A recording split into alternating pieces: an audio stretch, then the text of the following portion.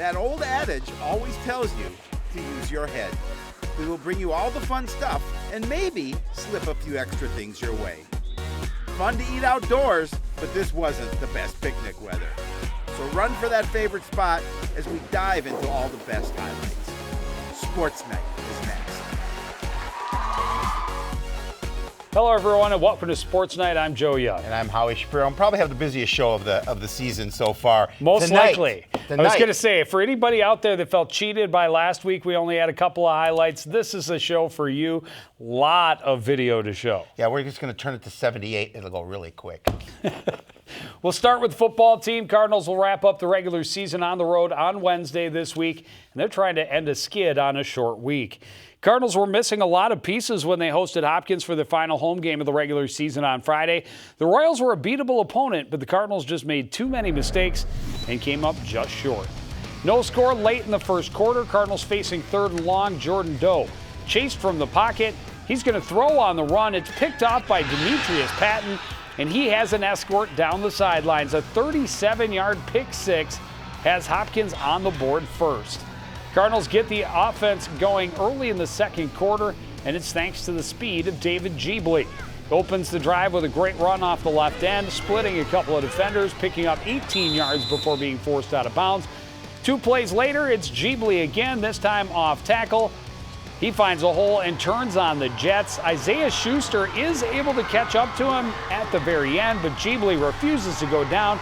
60-yard score, Cards up 7-6. They stick with the ground game on their next possession. 3rd and 9. Jordan Doe on the quarterback option. Great blocking in front of him. He's going to pick up 19. This was a 16-play drive that took more than 6.5 minutes off the clock, all running plays, and it ends with Doe converting on 4th and goal, getting to the corner, giving the Cardinals a 13-6 lead at the half. But turnovers killed the Cardinals in this one. Joseph Tarnu punting from the end zone early in the third. Snap is over his head. Royals are able to fall on it first in the end zone. Both Hopkins touchdowns coming on turnovers. Game tied at 13. Cardinals trying to get back on track and spread the defense out. Doe looking long down the left side for DeGogo, but the throw is short. Kane Madison steps up for the pick. Royals take over with great field position, and they take advantage. Really their only successful offensive drive of the night. Play action, Kim finds Brayon Murph all alone behind the defense. 25-yard score gives Hopkins its first lead. Cardinals looking to answer late in the third.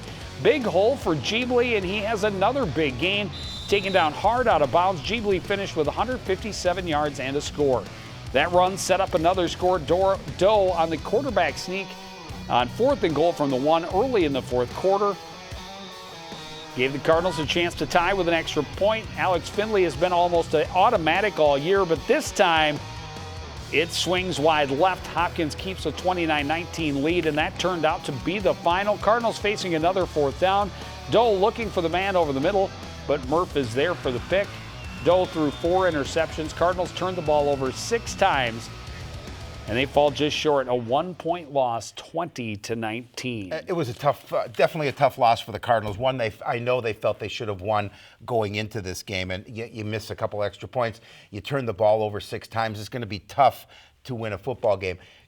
Take into account they were missing 5 starters due to injury, so you have to look at that as well. But it would have been a nice one for Coon Rapids to win. Now they have to come back on a short week and try and get a win to close out the regular season. And that would have clinched second place in the Blue Division. Here's a look at what else happened around the league. Armstrong staying on top, 34-0 over Chanhassen. Spring Lake Park, a 21-7 victory over Forest Lake.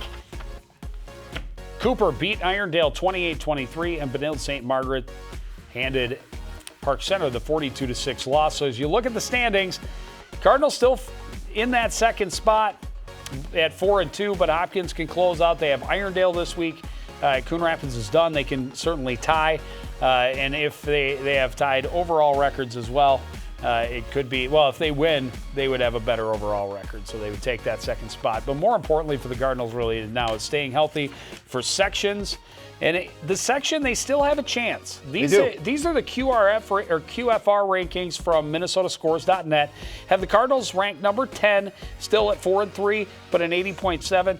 Duluth East has a 5-2 record, a little bit better record. They were 5-1 going into last week, but they are ranked below, and they are tied with Andover. So strength of schedule favoring the Cardinals. Could still, with a win on Wednesday at Parker Cottage Grove against the Wolfpack, a team that's 3-3. Or 3-4, a chance for them to win. If they can win that one, they could still get that number 1 seed in the section playoff. Well, speaking of sections, individual section tournament for tennis started on Monday, and the Cardinals had a very strong showing. Not really a surprise after the season they've had. After posting one of their best records in recent memory, the Cardinal leaders were determined to make some deep runs into the brackets. Only one of the Cardinals was eliminated first round. Anna Samet lost to a highly seeded player from Armstrong. This is Anna Bezcalo against Elise Larson of Delano. Gets her running, gets the miss hit for the point. Bezcalo controlling Larson throughout. Great play to the back corner. Bezcalo advances with a 6-3, 6-3 win. Unfortunately, she runs into an opponent that's too tough to take. Zoe Adkins of Maple Grove ends her season with a 6-0, 6-0 loss. Emma Newton and Kelsey Goldman, Cardinals' top doubles team most of the season, open against a familiar opponent from Anoka. Solid winner down the alley, helps them gain control early. And they play with the lead most of the way, keeping the pressure on. Great play by Newton to split the Tornadoes duo for the point. They advance with a 6-4, 6-2 victory. Really slow start, though. Cost them the second round against Champlain Park after dropping the first set 1-6. Newton and Goldman nearly force a third, but fall just short, losing 5-7. It's not unusual for the Cardinals to have a doubles team that played mostly singles. That was the case for Grace Hanula and Caitlin Severson. They start the tournament strong, eliminating a different Rebels duo, 6-1, 6-3 in the first. They make even quicker work of their second opponent, the Osseo Orioles duo, apparently not quite ready for the heat. Caitlin Severson was bringing from the service line. And if you missed that one, here's another. These were back-to-back aces as the Cardinals swept up. Run ends in the quarters, though. The Cardinals meet up with Stotney and Kikla of Delano, a 4-6, 1-6 loss, but a respectable finish for the Coon Rapids squad across the board. Yeah, for many years, obviously, we've been covering the tennis team, and in most recent years, one win is good. If they can get you get 2 singles players, 2 doubles teams. If they get 1 win out of those 4, that's kind of where they've been. 1, maybe 2 wins, maybe 2 get past the first round. But to have all but 1 get past the first round and 1 make it to the quarterfinals, definitely a step in the right direction. It's been a great season, very fun to watch for this Cardinals team. It'll be interesting to see what they're able to do to continue to build on it. Well, the volleyball team is finishing the regular season with a flurry. 7 matches in the last 7 days. It started with a visit from Chisago Lakes on Tuesday. The Wildcats have a similar record, and these 2 teams are so even that it led to one of the closest matches you can possibly get. Cardinals 3 seniors opening the match by singing the national anthem, but it's the visitors who get the fast start on the court. Opening set, Cardinals just push this one over. Wildcats pounce on the opportunity, sending it up the middle for Samantha Paulson. She gets a kill. Chisago takes the first set 25-17. Every set was super tight and every point was precious. Cardinals coming up big defensively right here. Becca Mastiller and Nicole Post combined for the stuff midway through the second. Peyton Shevchuk hot at the service line against the Wildcats. One of her 8 aces in the match. Cardinals even it up with a 25-21 win in set number 2. Another back-and-forth battle in the third. Chisago not able to attack off the serve, and Coon Rapids turns it quickly for Nicole Post in the middle. She avoids the block, finds the floor, gets the Cardinals the score. Defense coming up big again late in the third. It's Post again, this time getting help from Bella Bresnahan. Coon Rapids takes the lead with a 25-23 win in the third. Cardinals trying to close it out. Wildcats trying to stay alive in the fourth. Again, not able to attack off serve, and Coon Rapids gets a great set. This time for Michaela Wilbur. She hammers it to the back corner, one of her 12 kills on Tuesday. Scramble is on late in the fourth. Chisago tries to catch the Cardinals napping, but that's not happening. They set it up for Mastiller, and she finishes strong. One of her team-high 17 kills. Cardinals clinch with a 25-23 win in the fourth. Well, on Thursday, the Cardinals took the short trip north for the border battle with the Andover Huskies. Andover just ahead of the Cardinals in the conference standings with an overall record just below 500, so a match with some meaning late in the season. Good job. Huskies up big in the first, strong attack by Michaela Wilbur, but Andover gets a huge save, so the Cardinals set up on the right side. But the Huskies are there for the block. Andover takes the first set 25-12. Cardinals trying to bounce back in the second. Score tied early on. Great turnoff receive. Servers to receive. Nicole Post in the middle gets the point, puts CR in front. Well, they're able to hold on in the late set point. Becca Masteller doesn't get all of it, but she gets enough of it off the defense and to the floor. Matches even with a 25-21 Cardinal win. Coon Rapids controlling the third set early on. Another good quick turn to Post in the middle. A bullet to the back corner. Cardinals led 23-15 late in the set. But unfortunately, they couldn't hold the lead this time. The Huskies stormed back with an 11-1 run. Charlie Perry with a cross-court kill to give Andover the 26-24 win and the 2-1 lead in the match. And the Huskies carried that momentum into the fourth, just sprinting away from their visitors. Olivia Rooney gets the kill on the right side. Andover cruises to the 25-8 win to end the match in 4. Then on Saturday, the Cardinals down in Bloomington for the Jefferson Jaguars invited started with a loss to Mounds Park Academy, 25-20, 25-16. And then after losing the opening set against the Tigers from Minneapolis South, the Cardinals roar back with a 25-15, 25-12 victory. And then in the final two games, they get another 2 victories, 25-18 and 25-19 against Spring Lake Park, then 25-21 against Cottage Grove. They lost to Cottage Grove, or Park of Cottage Grove in the first. They come back 25-10, 15-5 over the Wolfpack. And a 3-1 finish at the Jefferson Nice tournament. A good close match with Andover in the win over Chisago. Definitely a great way for their last full week of the regular season. I was talking to Coach Enns after the game that you're going to talk about, and 12 wins. They thought that couldn't remember going back as far as 10 years. Could they find a team that won 12 games during the regular season? Pretty fun stuff to talk about. Well, the Cardinals' final home game of the regular season was Monday, hosting St. Anthony Village. The Huskies had lost 7 straight coming in and had just 5 wins on the season. It was a good opponent for the Cardinals to extend their own streak and finish strong the last time on their home floor. Cardinals were missing a couple of players who were at the district choir concert at Orchestra Hall, but it made little difference against the Huskies. Nicole Post with a punishing kill in the first set. She had a really big night at the net. Coon Rapids never trailed in the opening set. Post again, this one like a dunk to the floor. She had 4 kills to go with 5 blocks in the match. Cardinals take the first 25-19. Huskies had a brief lead early in the second. It was their only lead of the night. Becca Masteller mashing one of her team-high 10 kills. Cardinals built a comfortable lead midway through the second, and they hold off a Huskies rally at the end. Michaela Wilbur with a strong cross-court attack helps the Cardinals to a 25-19 win. Coon Rapids strong at the service line. Bella Bresnahan had a team-high 4 aces. As a team, they had 13 against the Huskies. Third set, never really in doubt. They got out front early, and they kept themselves there. Masteller with another dominant attack. Cardinals sweep up on their home floor, 25-14, the final in the third. Yeah, it was nice to get that 3-set win. Good opportunity for the Cardinals to increase that. Went from 3 to 4 in a row, and they close out the season with a familiar opponent. To see them doing it against, without a couple of pieces that are normally big parts of their offense and defense. And now they finish up tonight, Tuesday night, at Spring Lake Park, a team that they just beat in the Jefferson tournament. Really hoping they can keep that streak going and carry that momentum, hopefully, into the postseason. Coach Enns thought if they get the win tonight, there's a really good opportunity for them to get a home seed for a home game for the first which would game. Be also very cool stuff to talk about. You bet. Well, the swimming and diving team had its final dual meet of the regular season last week, a trip to Centennial on Thursday. The Cardinals are a better team than they've had in the past few years, and they pressured one of the perennial powers, but in the end didn't have quite enough to get the win.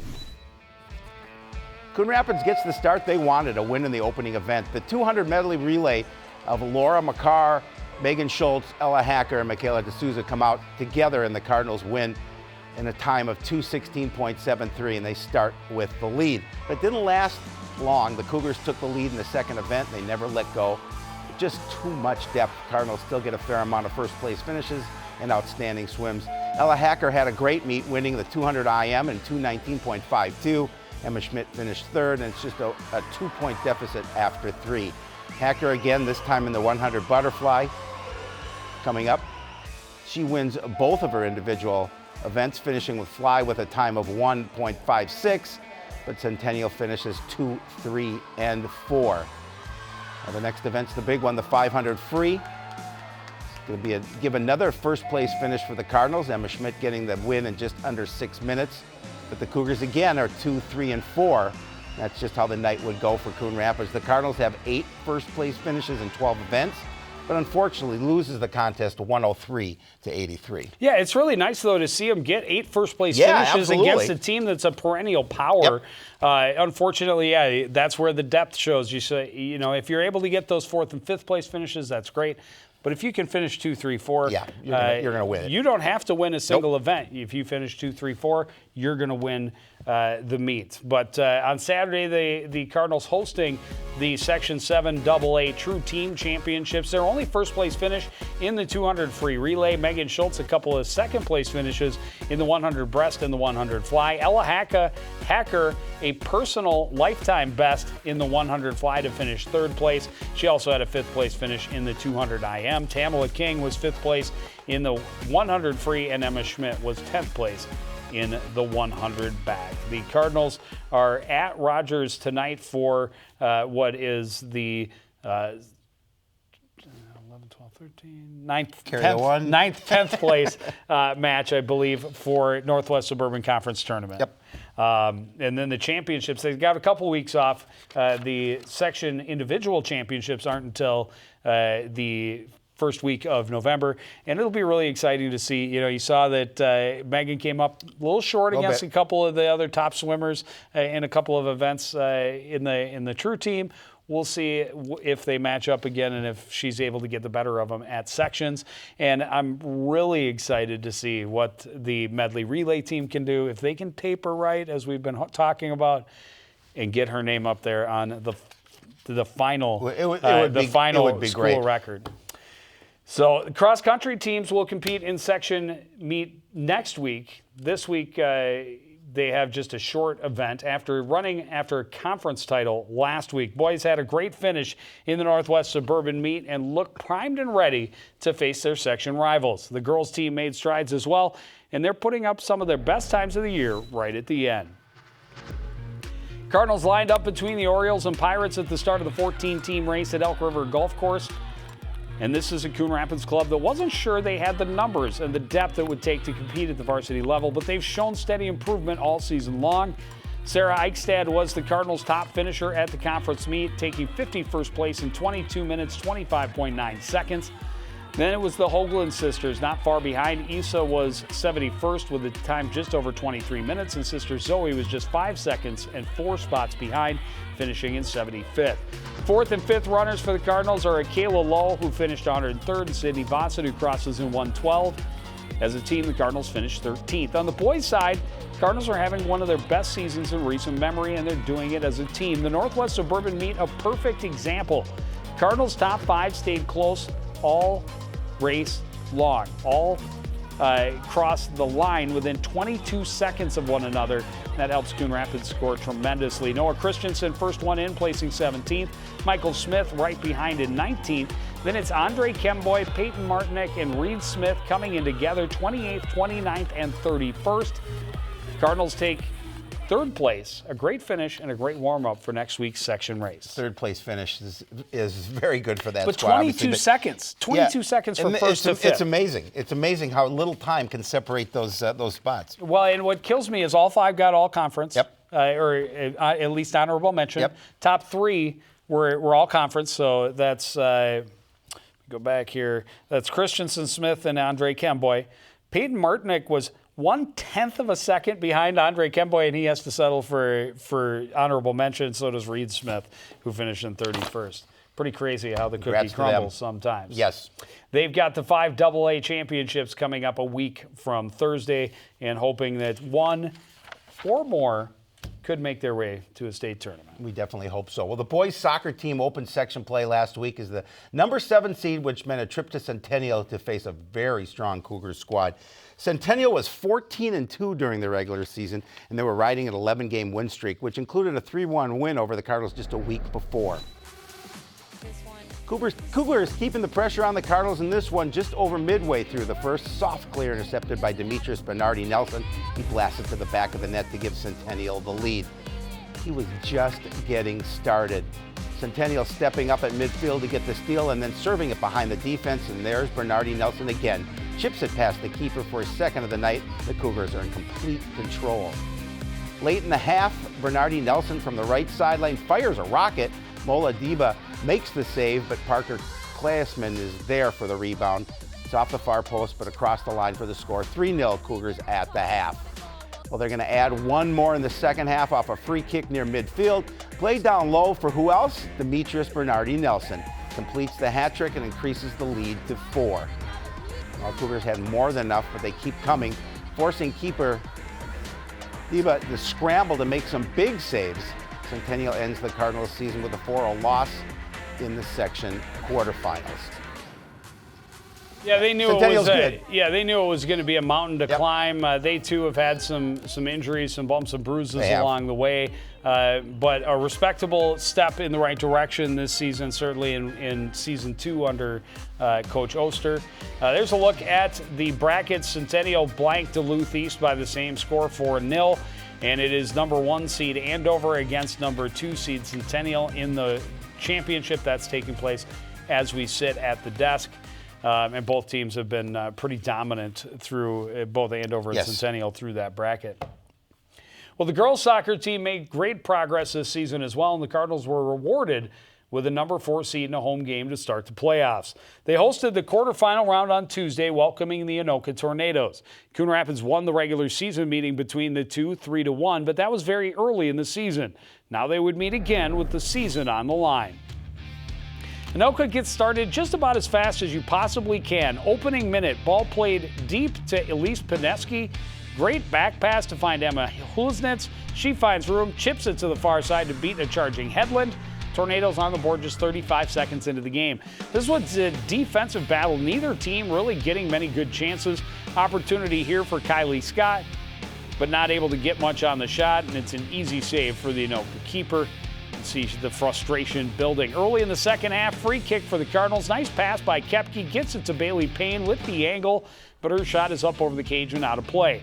Tornadoes nearly sealed the deal with a little more than 10 minutes remaining. Pineski carrying deep to the corner and finding Hadley Dammer out front to fire it home, but Anoka ruled offside, so it stays 1-0. Final minutes, Cardinals with the corner kick, but unable to get the right touch on the ball, ends up out the end line, and Anoka holds on for the 1-0 win. The goal coming again just 35 seconds into the game. Nobody had even gotten to their seats. They were still getting their popcorn. That's correct. And that was all the scoring we saw. Anoka gave Andover a good run for it in the semifinal, losing to the top-seeded Tornadoes 5-3. Centennial on this side also blanking both of their opponents, 8-0 against Cambridge Isani and 3-0 against Blaine. And it is also Andover and Centennial in the championship, both girls and boys sections. We had the opportunity to do the girls' soccer game, and they had some opportunities. And you're right, it was a real defensive battle. Neither offense really were able to click too much and get things going. But Cardinals had their chances. It was a tough way for their season to end. Absolutely, but I think again a good step forward. Yes. You know, this is a team that really struggled to get anything going last year. Had just one win. This year they come back, get a handful of wins, a home game, start some confidence, and this is a team that is incredibly young. Very young. It should be very fun to watch in the future. A lot of these teams are, but the girls soccer team in particular, with the pieces they have and how young they are. They'll continue to build. They had beaten Anoka early in the season, so they felt coming in they had that opportunity to at least get past that first game. But hey, take those things and you learn from them, because with the youth on this team, they'll build till next year. Well, and let's hope that they really it gnaws at them that they lost 5 games this season by 1-0 scores. So that's 5 difficult. games. That's not just losing 5 one-goal games, but 5 games that you got shut out and lost 1-0. Yep. Those games could have gone your way easily. So it'll be interesting to see if they're able to build on it. I have every confidence that they will.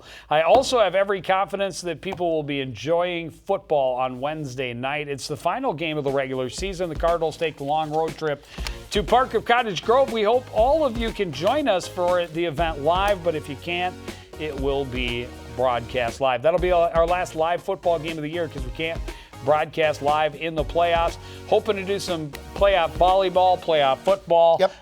It's still to go here before we wrap up the fall season. But that's going to do it for this edition of Sports Night. I want to thank everybody out there for joining us, continuing to support everything we do here at CTN. For the entire crew, including Howie Shapiro, I'm Joe Young saying good night.